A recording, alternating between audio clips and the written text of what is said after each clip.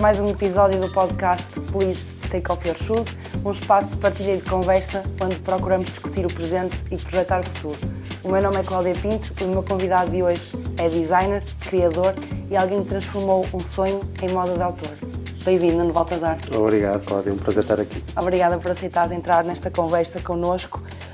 Começamos esta rúbrica não descalços, bem calçados. Sim. E com um objeto que é muito especial para ti. É muito especial, é uma mala da António, uma marca portuguesa, uma mala que se chama Ana Isabel e que tem o nome da autora, não é? A Ana Mateus, e é um objeto muito especial. Eu pensei muito nisso, porque é que ela é especial para mim? Além da relação de grande amizade que eu tenho com a Ana há muitos anos e com a família que eu conheço, mas é porque eu acho que a António, e esta mala em particular, representa tudo aquilo em que eu acredito, do ponto de vista de indústria, porque é sustentável, é responsável, conta uma história, tem uma herança e é única e, portanto, reúne uma série de características que eu acredito que sejam as melhores para projetarem Portugal e aquilo que nós fazemos de melhor. Seria tudo aquilo que uma marca portuguesa deveria ter? Absolutamente, sim. Agora, este projeto e aquilo que eu acredito que qualquer marca deveria ter é um risco, não é? Porque são objetos intemporais, não é? Que não são lançados ao ritmo do fast fashion e, portanto, obedecem a uma dinâmica completamente diferente. É muito importante que o público perceba o conceito, valorize a técnica, a manualidade, a durabilidade da peça, a qualidade e que lhe dê também, ou que crie com o objeto uma relação quase que emocional também, e que, porque obviamente tem preços diferentes, não é? Portanto, que é uma peça diferenciada. Mas sim, eu acredito que não digo todas, mas a grande maioria das marcas portuguesas teriam, quanto a mim, um melhor posicionamento se orientassem neste sentido. E o que é que achas que falta a essas marcas, ou à maioria das marcas, para não seguirem este caminho? Eu acho que é perceberem que a nossa dimensão, a dimensão do nosso país, não tem que ser um handicap, não tem que ser um problema, mas pode ser uma mais-valia. E o mercado é tão grande, não é? E há tantas possibilidades diferentes, que se calhar é trilhar um caminho que seja diferenciado, que ajuda ao posicionamento. Eu costumo fazer muitas vezes esta analogia de eu gostaria que Portugal não fosse um país de shoppings ou de grandes hipermercados, mas fosse um bairro com ótimas lojas ou mercearias gourmet. Eu acho que é um caminho muito mais interessante para um país da nossa dimensão, que se sustenta também pelo saber fazer bem, não é? Porque o saber fazer é tão difícil e é tão raro que, de facto, nós temos o mais difícil, o mais importante. Depois é preciso perceber como é que nos posicionamos de uma maneira diferente. Eu acho que isso ainda é um caminho que é preciso trilhar. Acreditas que existe um saber fazer nacional? Sim, absolutamente. Sim. Que vem muito da tradição, da manualidade, do artesanato. Eu acho que a nossa indústria é uma consequência do nosso desenvolvimento enquanto artesãos, não é? E, portanto, que vai evoluindo e com outras técnicas e outra capacidade de manufatura, obviamente, mas vem daí, vem desse lado manual, ancestral também, de desenvolvimento de técnicas de cortumes, de têxtil e de outras áreas também. Falamos muitas vezes de luxo e de sustentabilidade e ouvimos muitas vezes estas palavras. Tu acreditas, de certa forma, que este saber fazer está intimamente ligado ou pode ser uma solução para muitas destas questões? Sim, porque eu acho que o saber fazer e a qualidade, como estava a falar há pouco, tem um preço, não é? E esse preço é, quanto a mim, obviamente, uma forma de manter uma indústria ativa, mas que se sustenta num preço justo por aquilo que produz e não por um preço que é esmagado pelas grandes marcas de difusão de moda, que na verdade pouco ou nada acrescentam e que são feitas para servir pouco, não é? E para durarem muito pouco tempo. Obviamente não podem ser pagas a um preço justo e muito menos que seja compatível com aquilo que nós sabemos fazer. Eu acho que na grande maioria a indústria portuguesa trabalha para marcas que pagam muito abaixo daquilo que é a capacidade de produção e a qualidade que nós temos. Acho que nós vendemos-nos barato. Sim. Sim. Sim. E enquanto consumidores, estamos disponíveis para pagar este preço do saber fazer? Eu acho que essa disponibilidade também advém da educação, não é? E de uma cultura que é preciso ser trabalhada, exatamente como, sei lá, nos anos 90, início de 2000, se trabalhou muito junto das crianças esta ideia de que reciclar é importante e foram as crianças que nos vieram a nós ensinar que mãe, pai, o papel não é aí, não é? E, portanto, foi uma aposta tão bem feita, porque é realmente na idade mais tenra que se começam a fazer essas diferenças e começam a influenciar positivamente os pais, não é? Portanto, eu acho que isto é um trabalho que precisa de ser feito sabendo que os resultados não são imediatos, sim, mas que vale a pena e que devemos insistir nesse discurso de valorizar aquilo que fazemos e também que se perceba que é muito o que António faz, sim, não é? Que tudo aquilo que é melhor e que tem mais qualidade tem um preço diferente, mas também perdura. E, portanto, sim, esse preço que é superior, diluído no tempo de vida da peça, se calhar torna-se até muito mais barato. Agora, é evidente que esta ideia do consumo rápido, imediato e quase que frenético, não é quase, é mesmo frenético, tem que mudar, porque isto não é possível. Sim. Pelo menos para o planeta não é possível. Porque isto é uma peça que dura uma vida toda, estimada e cuidada. Sim, é uma peça que dura uma vida toda, que se herda, que começa a ganhar outras formas, até patine, que é uma coisa bonita, não é? Que hoje em dia já poucas malas, a não ser que de facto sejam coisas de luxo, tu consegues herdar de uma mãe ou de um pai, porque de facto elas não são feitas para pensar nessa duração. Esta quer dizer, são peles vegetais, feitas com grande qualidade e depois a técnica com que é construída a peça também é irrepreensível e, portanto, a duração de uma peça como esta é muito superior. O fast fashion é algo que te preocupa enquanto criador? É. Preocupa-me porque, apesar de eu tentar contrariar esse movimento, eu estou numa roda em movimento, não é? E, portanto, às vezes, é mesmo esta ideia de estar numa roda em movimento, eu às vezes consigo acertar o passo e outras vezes ando às cambalhotas, não é? Porque é o que acontece quando tu estás a um movimento, a um ritmo diferente daquilo que dentro de uma roda a outra velocidade.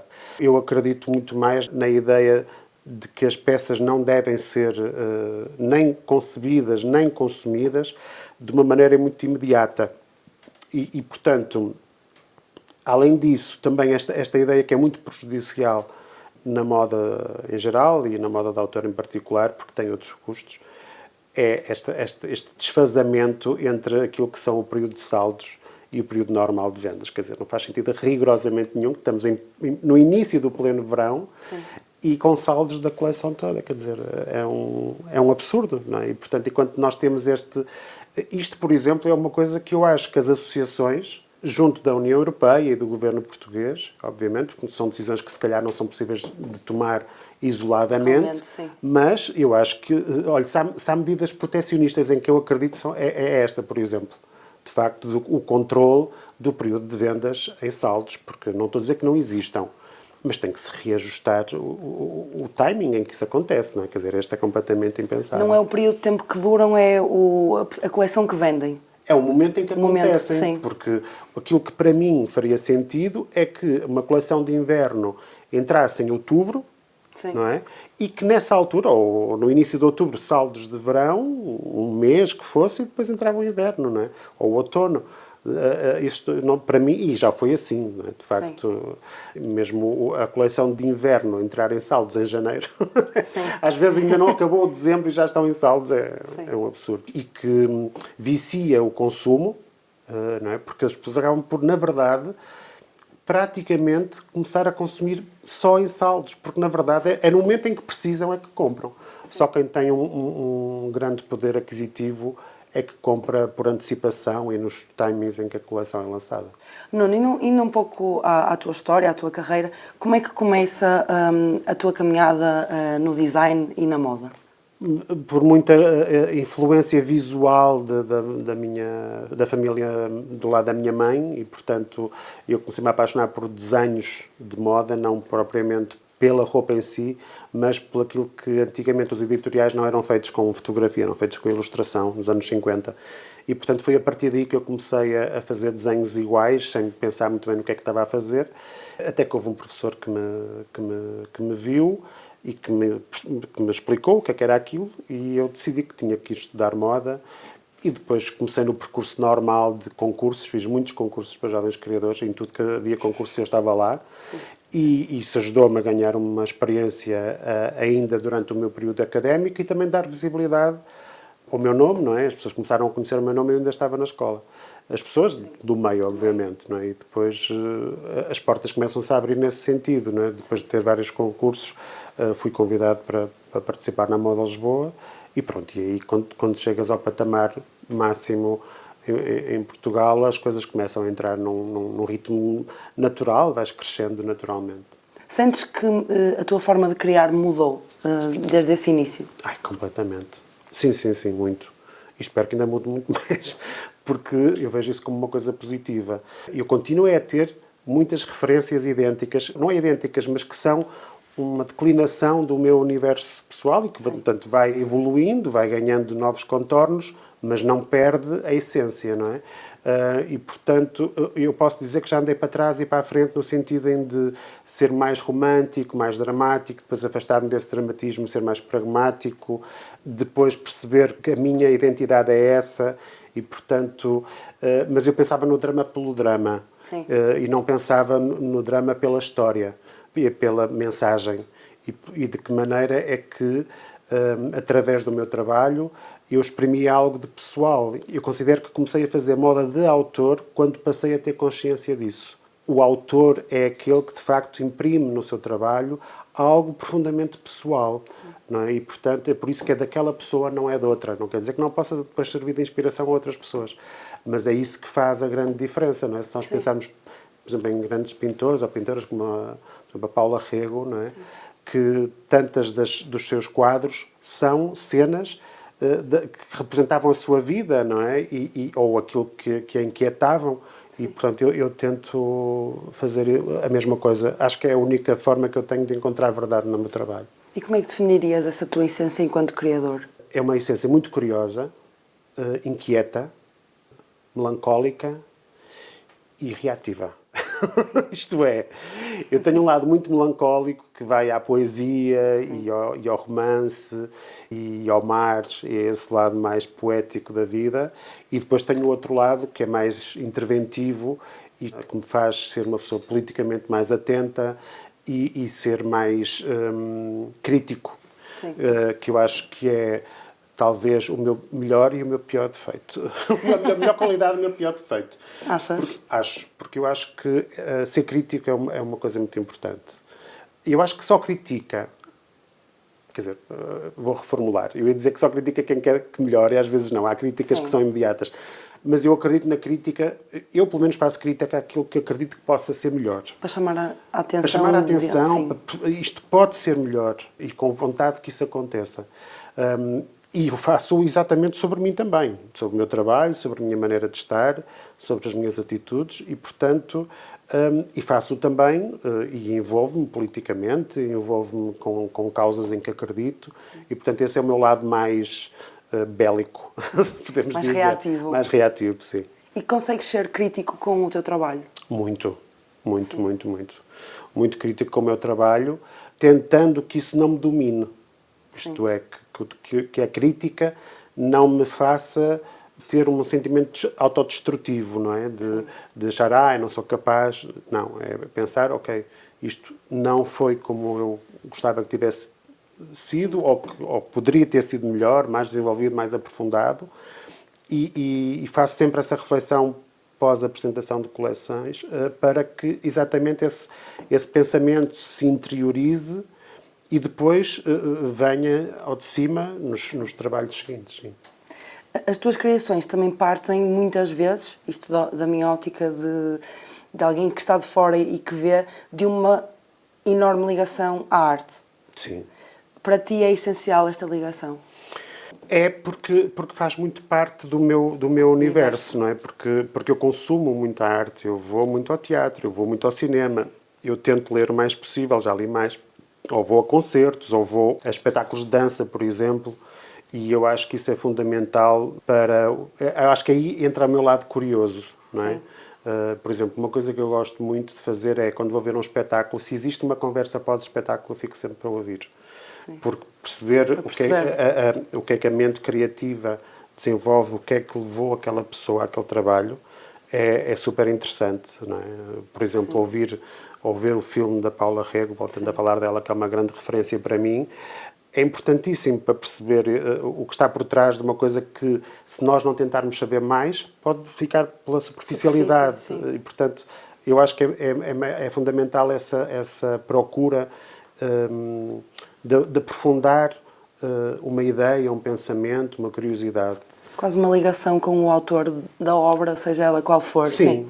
E eu acho que quando nós percebemos e conhecemos melhor outros autores, vamos também percebendo melhor quem somos. E tudo começa a fazer um bocadinho mais de sentido. Tu há pouco dizias que a moda do autor está muito relacionada também com aquilo que cada pessoa é e de que forma é que isso se transmite no seu trabalho. Mas achas que também há uma ligação ao país de origem? Ou seja, tu sentes, por exemplo, que nas tuas criações há Portugal, há esta ideia da Portugalidade? Absolutamente. Este lado que eu há bocado falava, melancólico, completamente português, não é? Sim. Eu acho que mais não podia ser, não é? Sim. Eu tenho esse espírito melancólico, fadista, e, portanto, eu acho que isso tem muito a ver com a minha relação com o mar, por exemplo, com a poesia. Eu acho que são características muito portuguesas. E mesmo até a relação com a cor e com alguma contenção visual. Não é? Eu acho que nós, por exemplo, a Amália Rodrigues dizia que nós, por comparação aos espanhóis, éramos mais lúcidos. Eu acho a descrição fantástica, porque eu acho mesmo isso. E isso tem coisas boas e más, não é? Mas é o que somos e somos um país, um povo em constante expansão e desenvolvimento e, portanto, há características que se juntam a outras mais enraizadas e vamos nos desenvolvendo assim. E como é que vês a moda de autor em Portugal? Vejo com poucos autores. Vejo que a moda se desenvolve, sim, mas sinto que uma geração mais nova trabalha pouco esse lado autoral. Gosto muito, por exemplo, do trabalho da Behem. Acho que ela tem um trabalho incrível, muito sustentado, muito bem trabalhado, a pesquisa, o desenvolvimento, todo aquele trabalho, e nota-se a diferença, não é? Sim. Por isso é que aquela marca tem este potencial todo e este interesse que depois acaba por se destacar, não é? Junto das pessoas que procuram, porque é completamente autoral e único. Não é? E distinto. Agora, há imensos criadores portugueses, talvez mais da minha geração, que têm um trabalho completamente autoral e eu sou grande admirador deles, não é? Quer dizer, vermos uma coleção do Dino Alves, do Luís Buxinho, da Maria Gambina, da Alexandra Moura e por aí fora, não é? Outros que eu poderia dizer, podemos ver sem ter nome e sabemos exatamente de quem é. E isso tem a ver com esse lado autoral e de respeito pelo seu próprio trabalho, não é? E identidade. Identidade, exatamente, Sim. era isso que eu queria dizer. Sim. Estando o talento todo cá, porque estão reunidas essas condições, o que é que nos falta para dar o passo seguinte? Mentalidade. Mindset, exato. Completamente, eu acho que é isso. Eu acho que nós, infelizmente, ainda vivemos num país em que a indústria é muito... ainda está muito desenvolvida a partir de estruturas familiares, não é? E, portanto, que tem coisas boas, mas também tem coisas más. E, às vezes, é importante, de facto, que a cabeça mude e que as pessoas que assumam, sei lá, termos mais estrangeiros, por exemplo, a trabalhar na indústria portuguesa, que possam trazer uma outra forma de ver aquilo que nós fazemos, ou melhor, não é aquilo que nós fazemos, quase que aquilo que nós fazemos está mais do que instituído, a qualidade não há dúvidas. A forma como nós a comunicamos e a ausência de desenvolvimento de marca é que infelizmente ainda não é uma realidade e acho que já é mais do que tempo de ser. Faltam marcas a Portugal, não é? Faltam.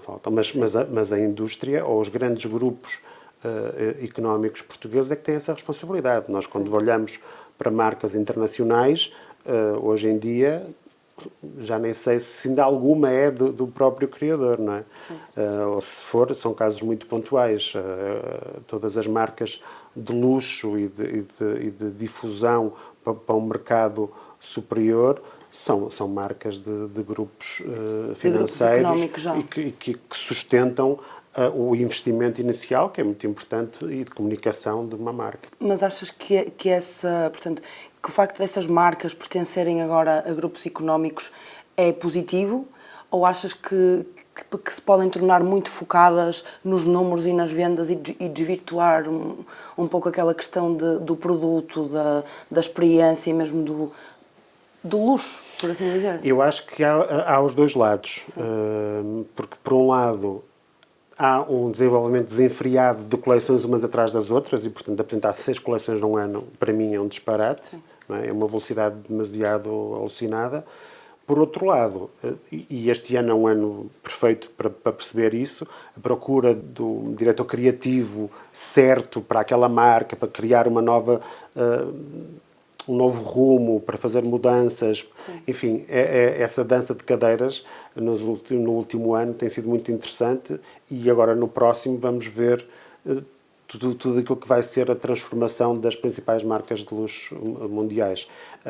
Mas, portanto, elas mantêm o espírito autoral, né, porque há essa importância e o caráter do seu diretor criativo é impresso, de facto, nesse trabalho, mas depois o desenvolvimento comercial, pronto, para mim é desajustado.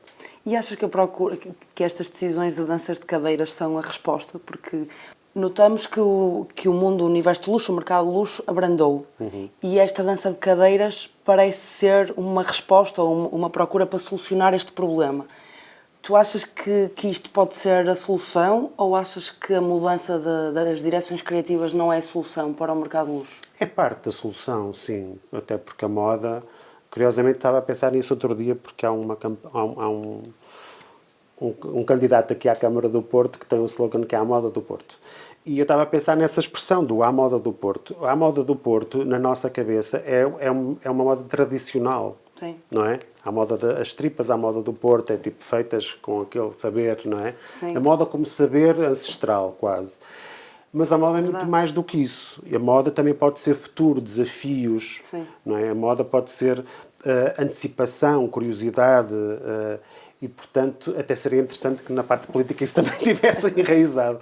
E, portanto, eu acho que essa ideia também de que as marcas de luxo precisam de um novo olhar, porque estamos a falar de marcas que têm como base um criador que a maior parte deles já nem sequer está vivo, não é? E, portanto, que se sustentam a partir de um universo que teve um tempo, não é? No caso da Yves Saint Laurent, Balenciaga, por aí fora. E, portanto, a releitura dos arquivos é importante que tenham um olhar diferente, não é? De X em X tempo, eu acho que é natural. E é interessante como, às vezes, essa troca é tão antagónica, não é?